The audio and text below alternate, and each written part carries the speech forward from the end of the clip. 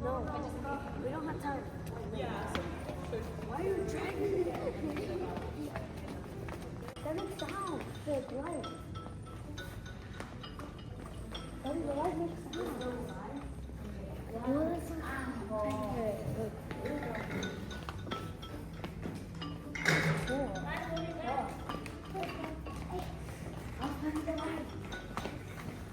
Go, go, go, go. I hope we don't go silly again. Number 4. What number? 4, 4, 4.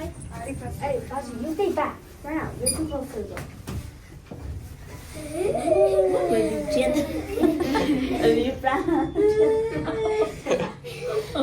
Baby, first time better.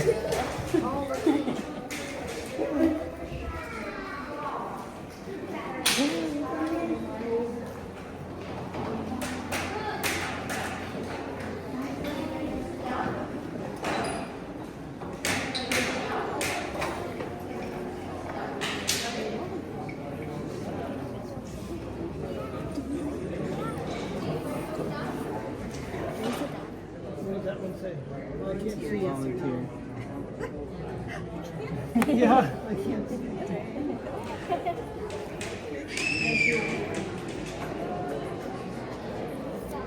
So something's going into someone.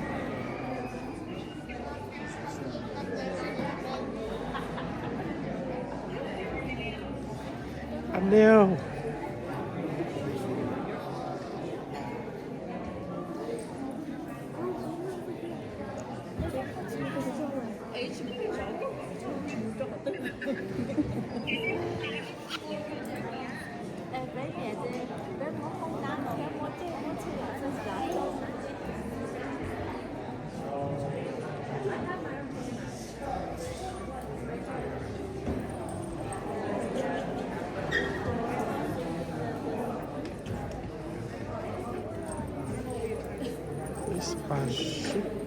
Spashi.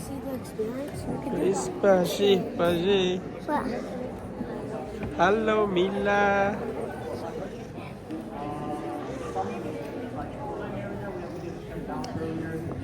Look at this. Yeah, you see the real dinosaur here? This pretty. Yeah, the giant one, right? Oh, you can't eat it. I can't eat it.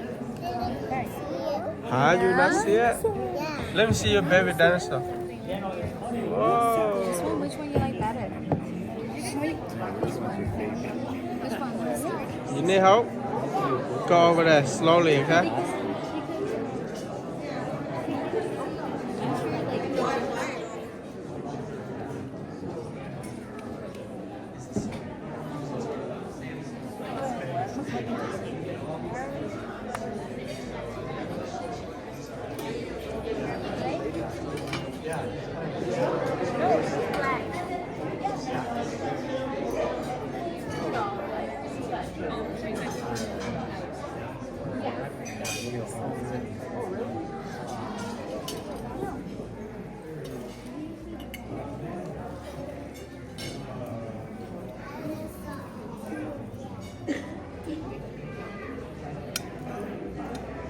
Hi, Paji. Pa, look at me. Yeah, this is something I like. It's good.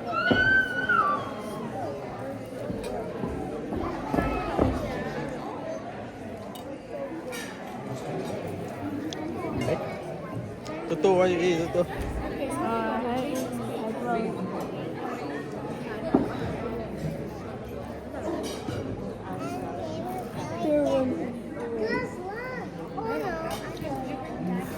It's so hard.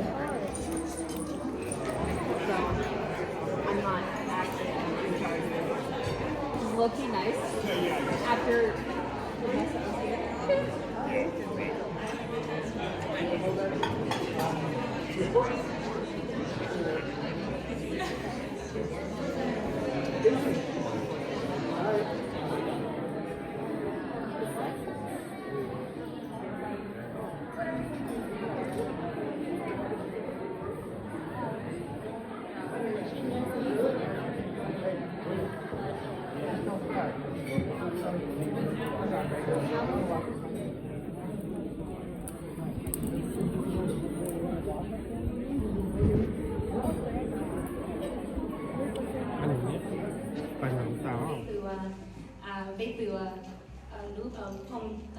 chia này the Thai cha kia cũng gần nó kia rồi hay ô chôn tao có bao hay tiếng môi cho tôi tính nghe rồi nó cứ thơ sửa tua kia môi cho ở bên từ rồi cho tôi tua nữa là sau này cái sao cái này ship công here ship back here một tí dạng như là chỉ nông từ khi này dạng here số này số từ So welcome and hello everyone.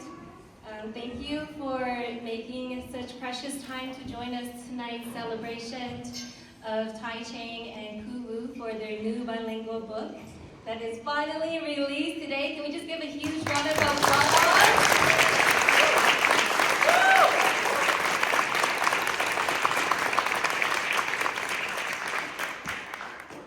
I'm going to send this off to our opening remarks because she has such wise words to share. She is the vice president here at the Science Museum of, let me just put the slide up so you know who's coming on stage. The vice president of Science, Equity, and Education here.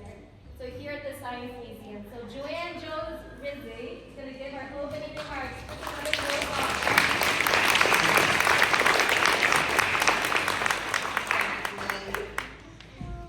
Thank you, everybody, for being with us here tonight.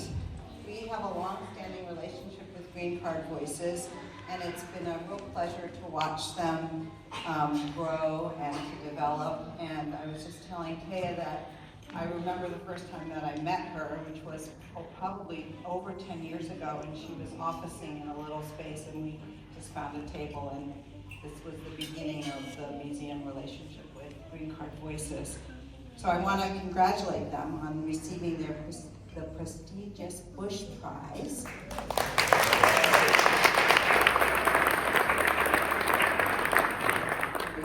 Here at the Science Museum of Minnesota. Ty started as a high school crew member of the IDEA Cooperative crew in the Kitty Anderson Youth Science Center. He was an intern and project assistant in the Learning Technology Center. 7 years ago, he became an exhibit fabricator within the museum's production and fabrication shop. This is where we build all of our exhibitions that you experience on the public floor, and we also build exhibitions for museums all over the world.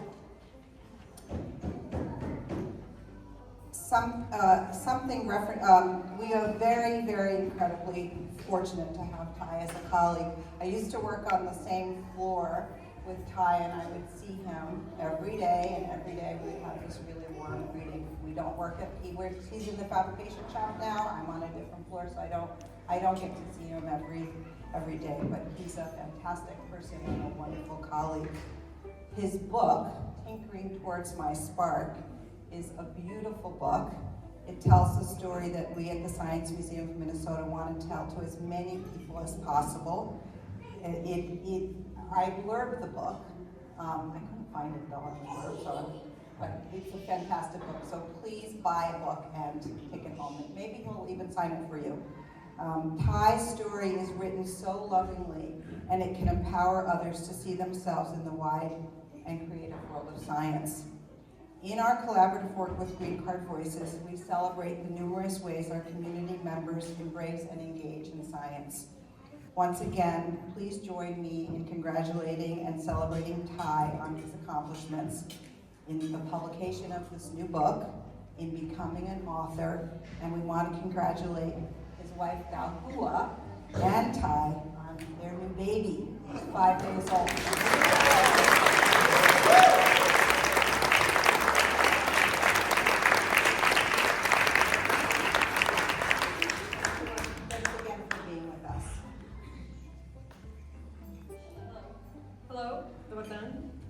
My name is Tara Rosman, and I'm one of the co-directors of Green Card Voices. I really want to thank everyone for coming. I'm going to give a short introduction about Green Card Voices for those of you that have not heard about our work.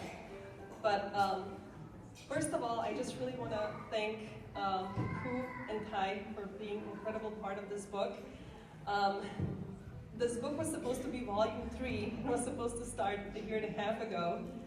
But we really wanted to work with Ku, and she was like, I'm sorry, I can't do this project. I'm pregnant. I need to focus on my baby. So we were like, okay, let's do volume. Like we reversed it. So we worked on a comic book first and started working on Ty's book. And then he was like, oh my gosh, Ty said, I don't know if I can do the book launch, my baby's coming. So I want to congratulate both of you being new parents and how special it was to work on the book with new parents.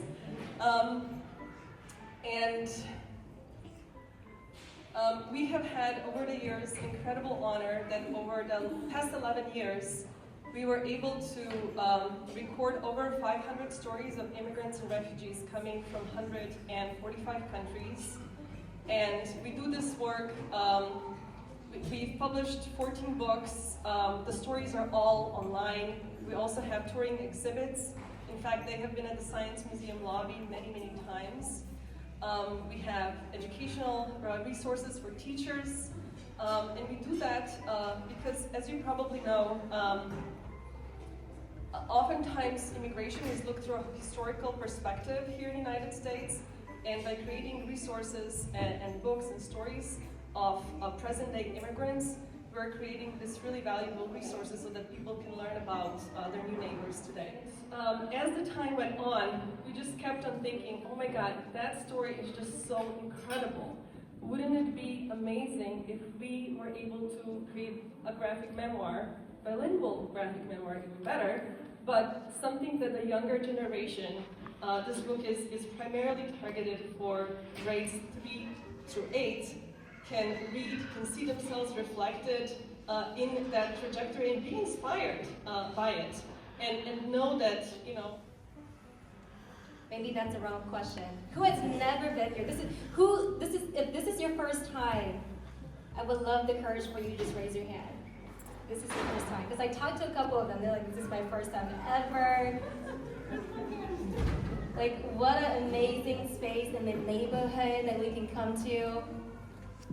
And that's exactly what our work does, is to really demystify a lot of those dominant narratives that typically the media or the news or education sometimes often give to you that you don't typically learn on your own. And so when we transition from the STEM voices, we realized we wanted to also support our younger generations to preserve their language, their culture, their identity, and also just aspirations of who they are from this bilingual book.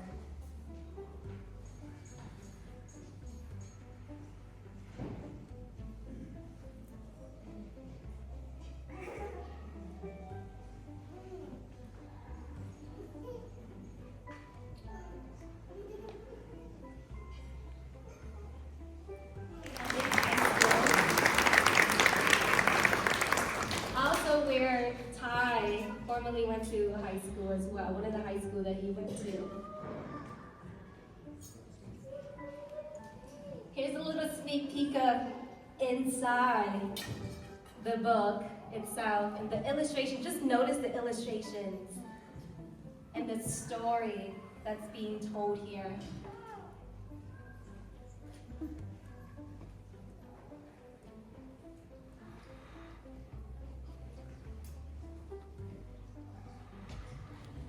Some more praises.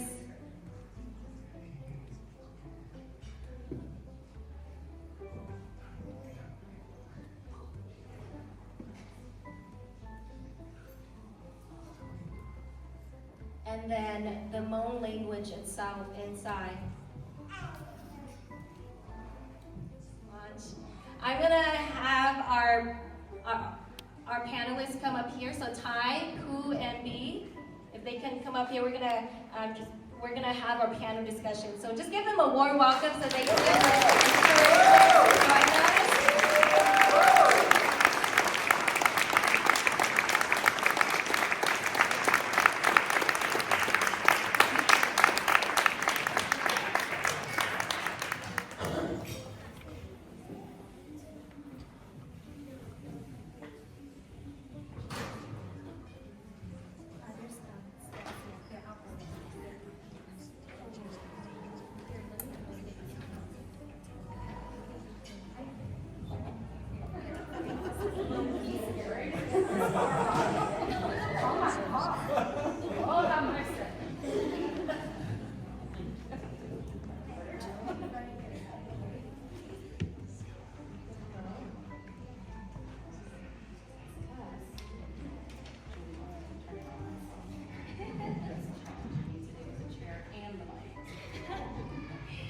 Good evening, everyone. All right, my name is Bibi Mo, as noted, because the photo might look 20 pounds lighter.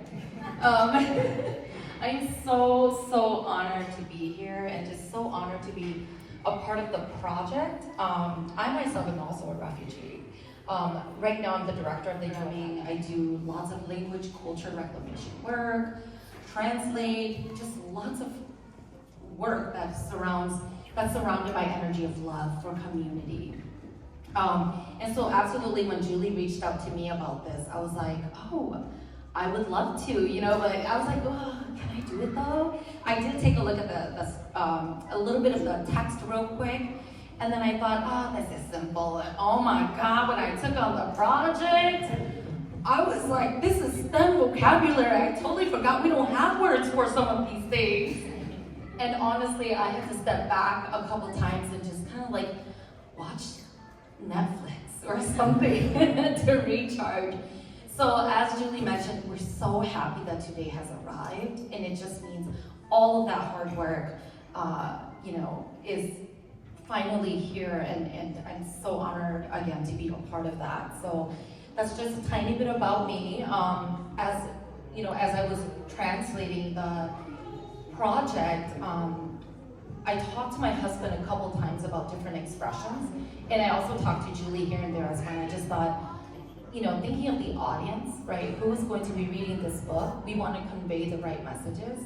And there were times when my husband just said, oh, in Hmong, we actually don't have a lot of words, so maybe you can't say that. And I said, okay, no, as a teacher of Hmong language, you cannot say we don't have a lot of words. We've got 6 words for rice, okay? But maybe we don't have a word for this directly, but we can convey the same exact meaning. And it's just a methodology of how do you go about expressing the same thing, right? So that was my struggle, but every single time I found the right words to say things, I always felt like celebrating every single time. So once I was done translating the story, I just felt like I knew Thai so much more. And then to see Ty here today and earlier, he was like, oh yeah, I did take 1 day of your class at the U, and then I left after the syllabus. And I was like, what?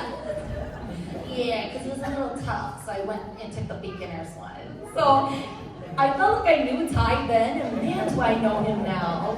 He was 1 day rostered. So I feel like it's come full circle in a way, and then thank you to Green Card Voices, and Julie and I actually go way back to when she was a little teeny tiny girl dancing at Girl Scouts. She was a part of the Hmong crew in Girl Scouts. So there's just so much connection here, as well as the story coming to play. So lots of that here. So I'm going to be asking you two a couple questions so that people get to know a little bit more about you and the process. I'm going to direct the first question to you, Ty. So can you tell us a little bit more about your personal journey coming from Wat Tam Krabat, which was a refugee camp, but not officially a refugee camp as you knew, and coming to the US? What was it like leaving the only place you knew, and then coming to a new world? Yeah, where should I begin? It's in a way, when we were in the refugee camp, we didn't really have a lot of information or any outside resources. There are rumors going around that one day maybe you guys will get to be moved to the U.S. or to different countries that actually accept you guys, and so there were lots of rumors, and in 2002, I believe, we start to notice things happening around the camp where barbed wires literally start going around the entire perimeter of the camp. It's the idea was to kind of keep the people in the camp in there, and then also to keep the outside people from coming in to join the camp as well. And so there wasn't a lot of information regarding what was happening, and so people would have different fears and rumors going around, and it's finally that, there were actually cultural transitions, at least that's what I understand it. Like someone like Yang here in the room, who actually come down to the camps and actually help kind of demystify all those rumors and actually bring some truth into what was happening around that time. And so, there were propaganda going on, especially the older adults who doesn't want to be moved or with fear of losing the place or afraid of going somewhere where basically you lose everything or you left them behind. And so there's a lot of that. There was a rumor that actually in the United States, people here actually eat human flesh. That was one of the scare tactics, with Ghanaians and a lot of the other people coming in the camp to kind of help clarify that. It changed a lot of minds. And so that's when we actually started realizing things are actually happening for real. We actually gonna get to move somewhere else, and at the time I remember there were a few countries that actually accept, refugee camp, refugee from the camps, and so, my sister who was here way before us, we kind of have that first-hand communication with her to confirm those rumors. But she was our source of incomes as well, and so we picked here in the United States was the destinations that we want to move to. I love that you shared about the struggles of elders not wanting to come. It's very often that we hear about like the term refugee is synonymous with waiting to just kind of pound down the gate and just come, and then to really hear that many of the elders and they were afraid, right? They didn't want to be relocated. Many have families that had passed away and had burial sites, locally. They didn't want to be far removed, so that was very impactful to share about that. Right. So now, as you were thinking about your experience and being invited to put your story, into a text for the book, what were some of the struggles of revisiting? So, but with Ravi's and Tia's encouragement, I decided to be part of or happy to be part of the Sam's voice. I think one of I think the layout that Ricard's boys have it made it really easy to tell the story. They are the ones who's gonna do all the work behind the scenes to kind of lay it out so that it's easy on me. As Julie has mentioned it before, it's more of like interviews, and I kind of captures my answers to the questions that I have. And so that kind of make it easy to be part of the project, which doesn't require a lot of time. At the same time, that kind of also kind of limits in terms of what is included in the story. Throughout the journey, in the stories, if you were to buy the book, you will see that it just a lot of their personal stories, and it didn't get to include a lot of the mentor, and the people who kind of helped me along the way on there. But which I feel I want to include in there because I feel I own them so much for it. So Were there some parts that later on, when folks buy the book and read it, were there some parts that exist in the book where you thought about it, you're like, should I include this or not, and kind of go back and forth with that, or was it pretty easy on, these are all the absolutes that I want to make sure that's in there? To be completely honest, I read it through, and because the lack of time is we all are so busy this day, and I kind of go with the flow. If it represents, people's stories in the camps and also reflected minds, and I want to just go along with it. And so, but in overall, it's pretty accurate of my experience and, my families and so on. Absolutely. And earlier you said you thought maybe it was, like, do they want to hear my story? When I was translating, I was like, wow, so if you guys haven't read it, you do want to read the story.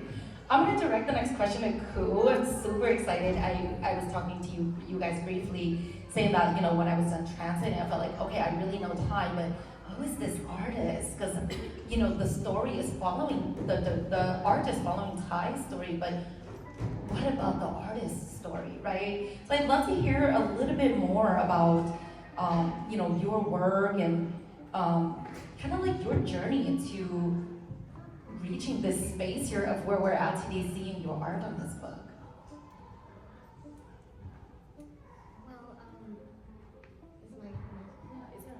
Well, okay.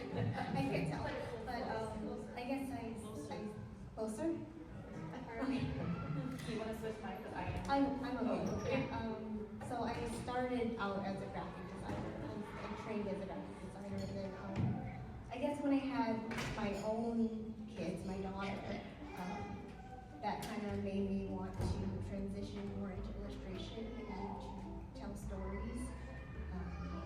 And there aren't a lot of different stories with people who.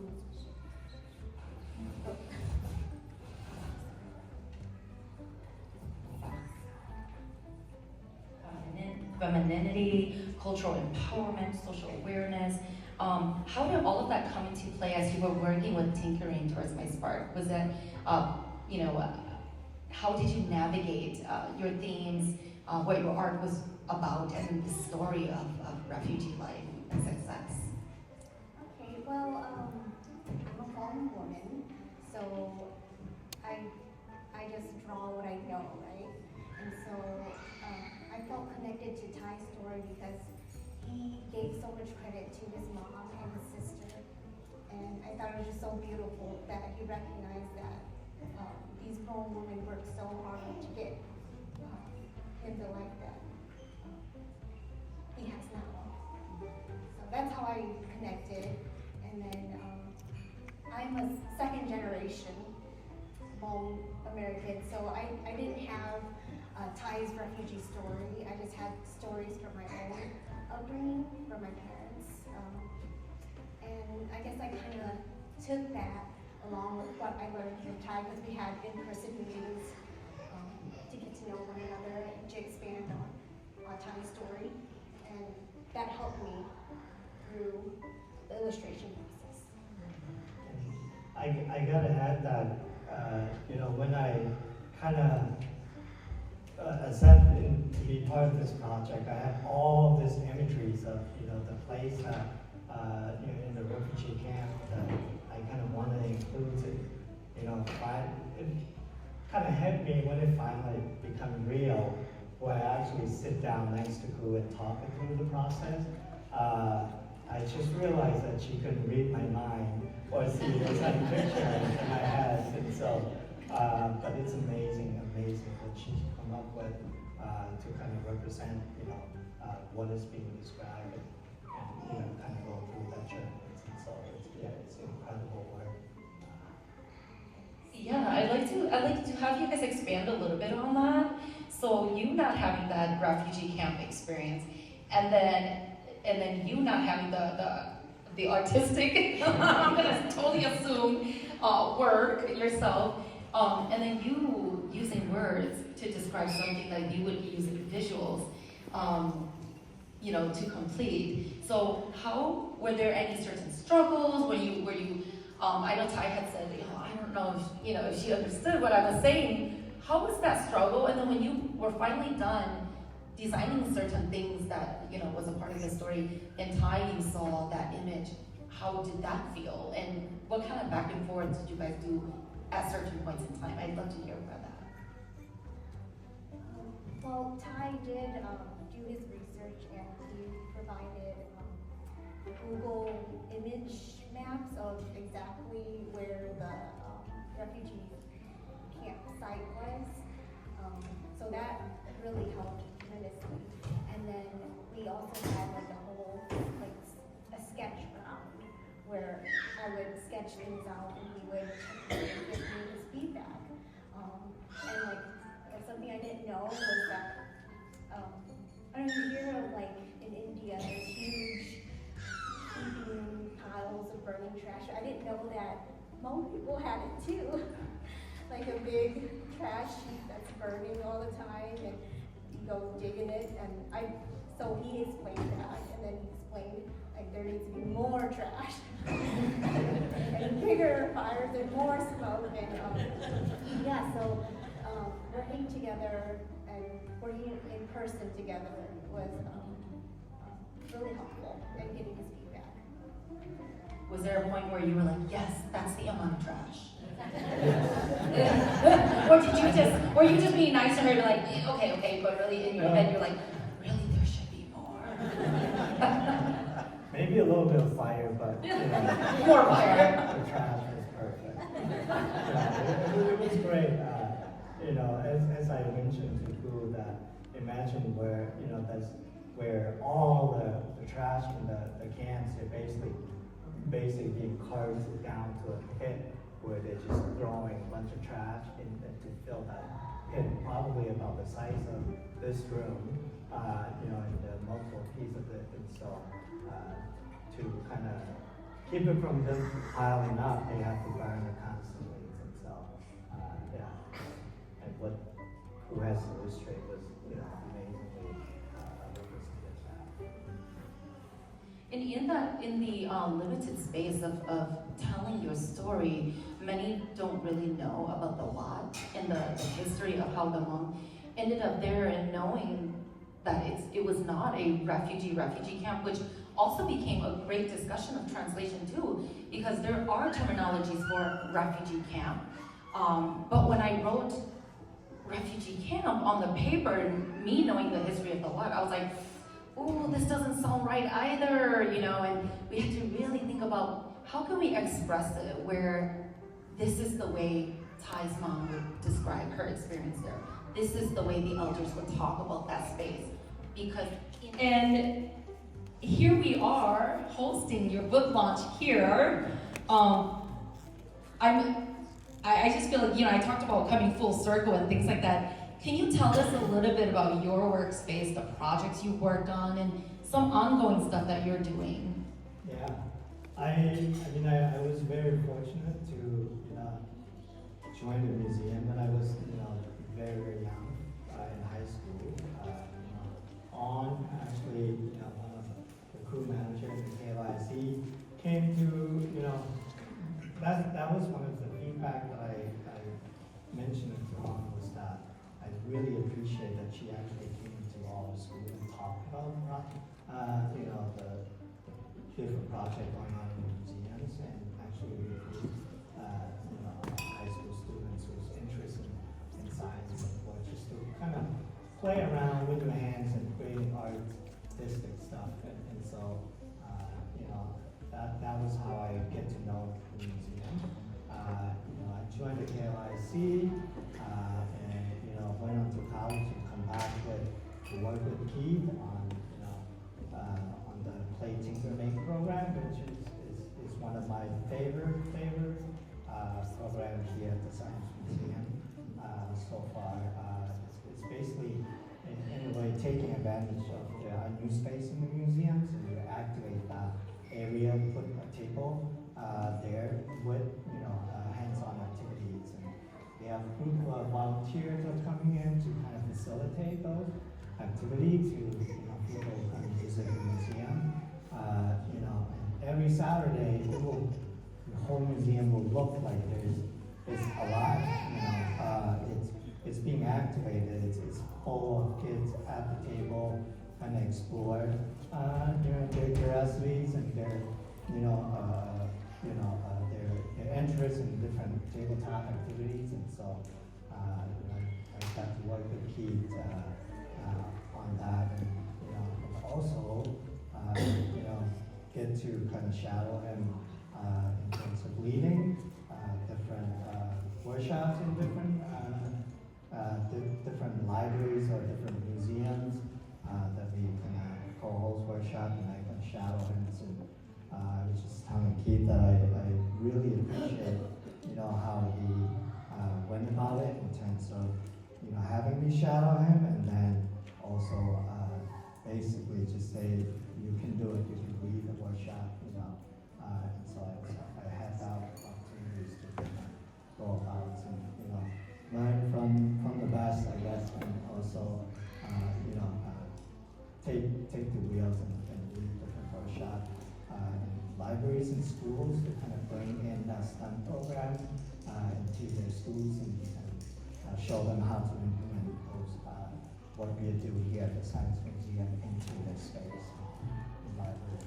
So, yeah, and I have the opportunity of, kind of move around a little bit within the museum, get to work with amazing people who's like always encouraged, and also very positive in terms of supporting you in a way. And so, yeah, and now I'm in the shop where we make exhibits for, different museums around the countries and, in other country as well. And so, yeah, I'm really, really grateful to, work with some really amazing people like Ben Myers here, and Dan Downs and Schmal, Toko, and their leaderships. They allow, they basically give me a lot of room to grow personally and professionally. So, yeah. And I think you guys will read about a little bit about that journey in the text as well. It was quite complex how to express all of that in Hmong. So if you can read Hmong, I think go read the Hmong part too to say how did they say that in Hmong. So cool for you. As you were reading the text and working with Thai on the story, in just having your own, artwork and art style, how did you feel that it complemented the narrative in conveying the message that the book was, trying to express?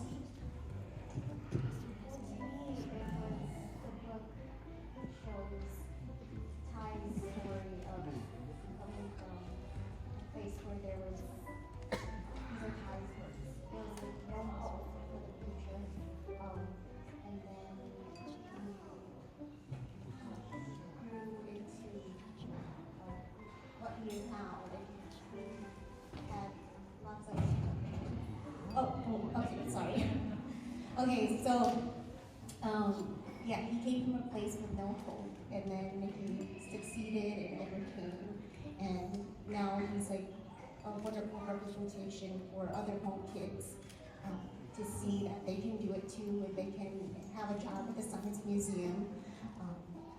So I guess, what was the question again? Sorry, mom brain. So how did your art and your style, how do you feel like it complemented the story and the message of the book? Okay, well, I felt like I wanted it to my first book, I was with that, and then definitely I'm pregnant again, if you can tell. So that's what I'm working on right now. And then future creative projects, I really hope to write my own book someday and eventually. Hopefully make a career out of it. But we'll see. Was there a particular book with Kaukalia that you want to mention the title so that we can look it up? Sorry, it's called Caged, and it was just released this year in late May. So, it's available on Amazon and Target.com. So Thai, what are some words of encouragement that you'd like to offer about the importance of representation in books and in the STEM field that you'd like to share with our audience today that, you know, very often communities can overlook? I think it's important for, you know, for one to be able to see people, you know, in different fields that, you know, that share the same background as you, and understand your experience, you know, in different fields, or being represented, so that, you know, at least that kind of create a sense of belonging in that community, and also kind of also how to boost your self-esteem in terms of knowing that you are knowing that your identity is being valued in a way, you know. And I feel like without representation, misconceptions and, you know, rumor can, you know, fill those gaps, especially, you know, this political climate where, You know, representing your careers and your success, and just kind of your energy in the space that you work. So that's, I'm just so thrilled that I get to be seated here with you guys today. Just keep the baby energy over there though, because I'm kind of done in that department. But blessings to you. It's so important too though. One more representation piece is with Green Card Voices, the graphic novel genre is absolutely important because we have, I want to say especially with heritage Hmong children, reading like manga, right, like Japanese anime and things like that, and now to see their own identities. Even though it's on, but I'll just do it so it's good. I guess I just wanted to put in context, thank you Ty for acknowledging me, that it's the reason I left my house, my office, because of Ty. I work day and night in my house, and I usually don't go to any more meetings outdoors. But this launching took me out because I think it's a little bit long overdue that the story of our fourth wave of refugees from Southeast Asia, especially Hmong, is told in this way. And so I just want to congratulate you, Ty, for really being willing to work with you know, the organization to tell your story, because your story is not told by many of the refugees that came during your era. And so people like Ku and a lot of people who don't know about what I'm talking about won't know about the story and the hardship that you experienced. That was very different from the rest of us who came a lot earlier to this country. So I just want to say that this is extremely important and it's pioneering that Ty is telling the story. I know there's a lot of stories out there. Ty's generation has really been very successful, more than those of us like me and I who've been in this country for nearly 50 years and have accomplished only half of what you have, Ty. So I just want to say that you guys have really been on, you know, kind of a fast track to really create that American dream for yourselves and create it in a way that all of us are very envious of. So first I want to say that. The second thing is that I want to say that, you know, Ty, I agree with you that refugees have been weaponized every generation, and the reason that people from Watakra were able to come is because of so many Hmong Americans who advocated for our own people to come to this country. If the United States did not accept the refugees from Watakra, they would have been returned to Laos, which is the country that persecuted us in the first place after the Vietnam War. And so these are the kinds of history and story that we don't hear about. Next year is going to be the 50th anniversary of our diaspora, and I want this museum and other museums and our institutions to tell our stories more, that even before we step foot in this country, that we've been allies with the US government through the CIAs and through other channels. And so I want to really just tell my brothers and sisters and young children here to acknowledge our own contributions to this country, and to say that we need to advocate for other refugees and other immigrants from other you know, countries, because this country has really helped us in many ways, and that we are using the technology and the education that we have earned in this country to help others globally. So thank you so much. I am so happy And cool, you remember me? I hired you to work on a book too, Native Heritage Language, which B started here in the St. Cloud School District. B is one of the pioneers of starting the heritage language in this country. So I feel like all the good people are in this room right now together. And just to be clear, being meant that be, not this be. We always get mixed up. So that be thinks that initiative that they definitely started. Yep, I can. You can see me?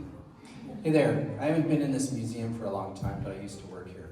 I'm a boss, but now I'm a school teacher, and I work at a local school. And I just wanted to make a quick comment about how important this idea of making literature for the young is. We're going to change these things by telling these stories to the young and having a better perspective, and especially Ty kind of changed my perception of the world by being able to work with him, with his joy, his creativity, and just the way that he approached life.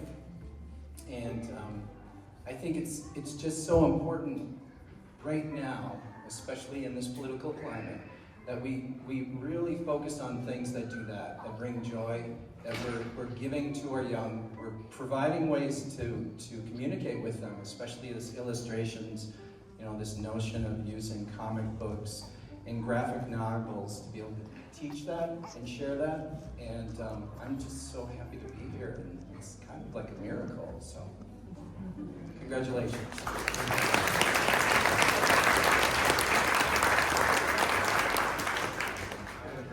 So you go over there, line up there. Ready? There you go. Up and if I wanted to. Good job. Oh, you're so cute.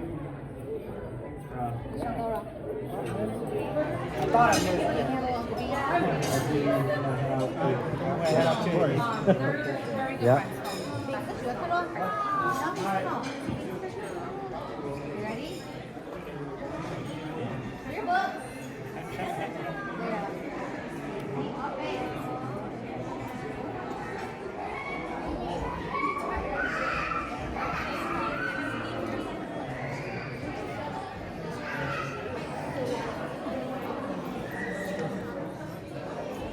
Hi, Talia. Hi, Uncle Tony. Kau tu Aceh? To see Kau tu Uncle siang kat Ty's Thai? book. Burger. Good.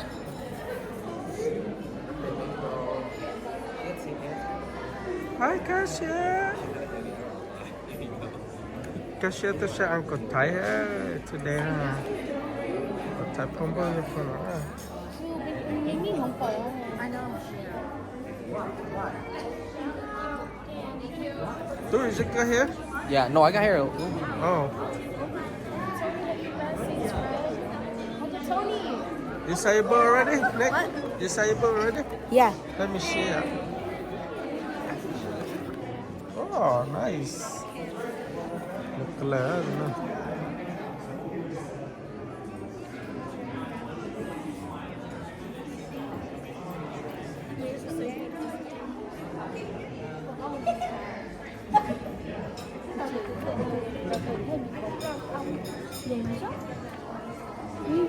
Hi, hi. What do you use money to buy the booking? Yeah. Ding dong. It's okay, we can give it to those.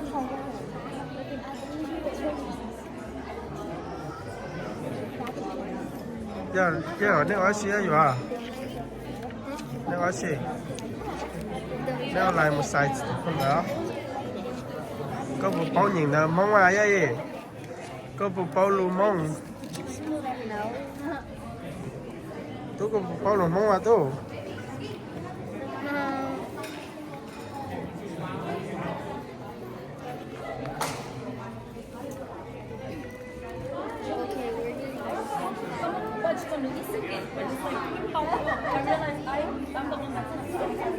Hey, I've been over there. you play outside? No, I've been trying to get her. I try to get her. This is what happens when you big baby gets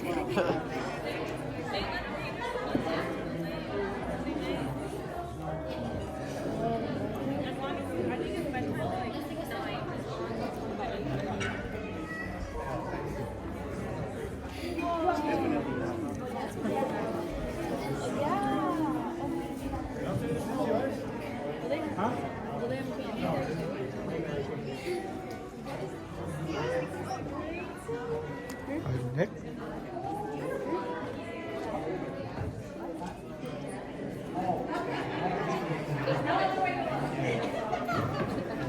me show you guys.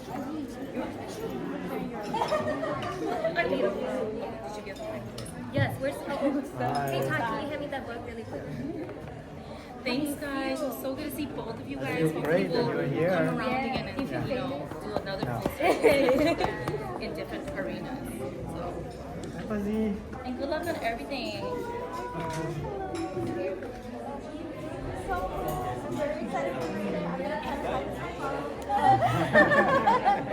Same here. I haven't read it yet. Oh, really? Yeah. Oh, no, really? Your own story? Yeah, thanks for coming on. Yes. Congratulations. Thank you. Thanks, God.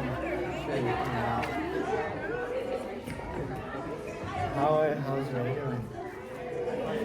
Yeah, good having better. But yeah, yeah. Okay. Yeah. Ooh, can I have a picture? What? Wait, what? Oh my god, no, God, I'm giving us a bunch. Oh, okay. Yeah. Okay.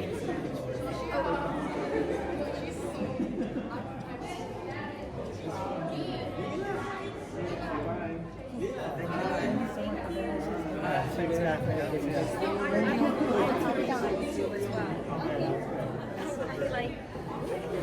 Thanks, guys. Thanks for coming out.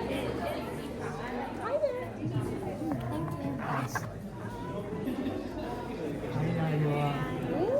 Thank you. Yeah.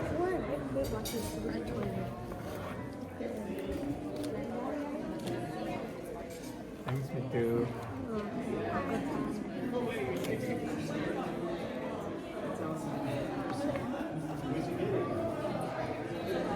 Thanks for sharing. Take care.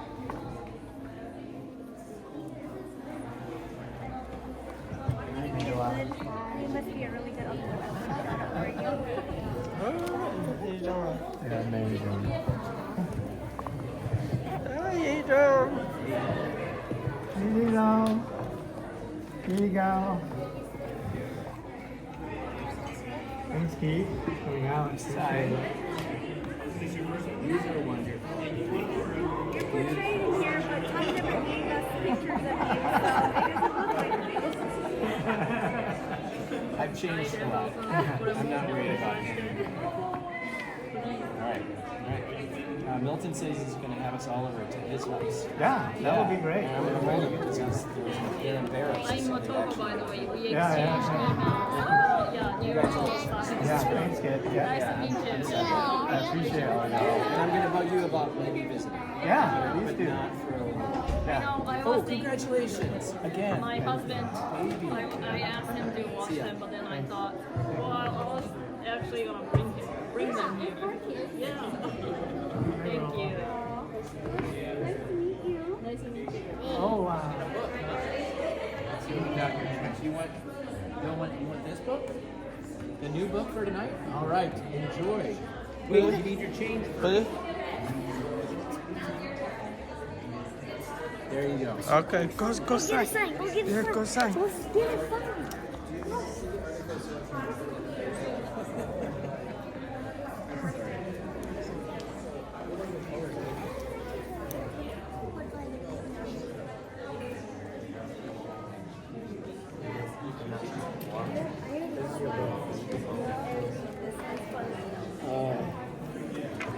Bye, Pashi.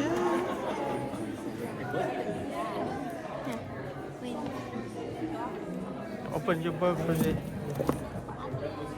You want me to do the picture? Chưa chắc. Thái là.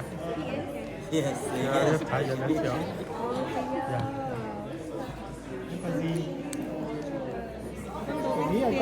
Yeah. Yeah, pecho kete à. Oh my god. Yeah. Pecho kete à. Yeah. You get to Uncle Ty already? What is for me like? L-I-L-A. Okay. You want to go Thai write your name, Paji? I'm terrible at names. It's okay, I don't blame you. Paji? Alright, let's see.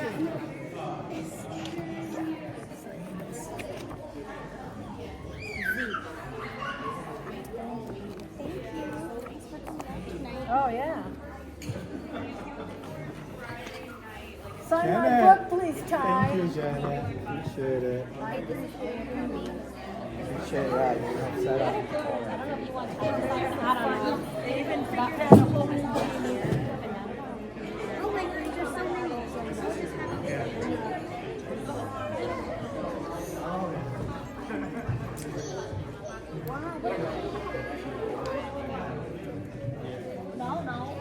No, everyone has it.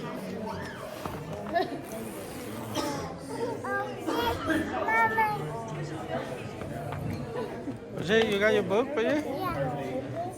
Comparable or not more medical.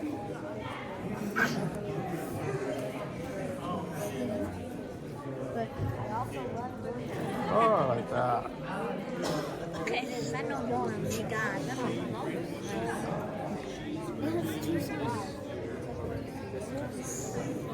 Come time. That's mine. Need to be not care. Let's be not care.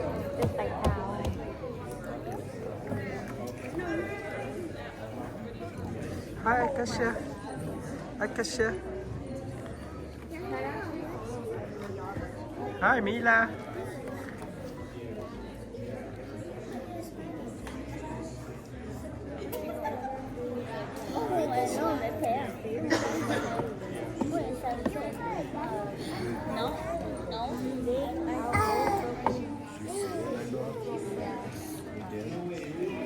Wait, what does this say?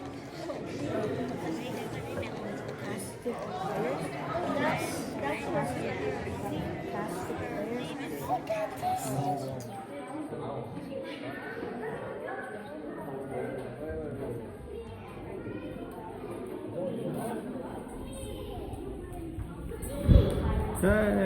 Bé to sáng thải phong được ta ơi thì em bao cái một trẻ Paji, show me the book. Show me your book. Có một báo nhìn được không? Cái chỉ báo mong à? Ok. Ok,之前個班手。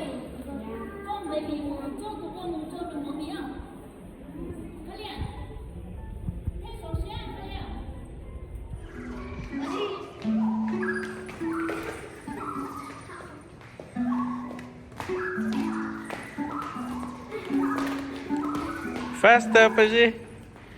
Faster, Paji.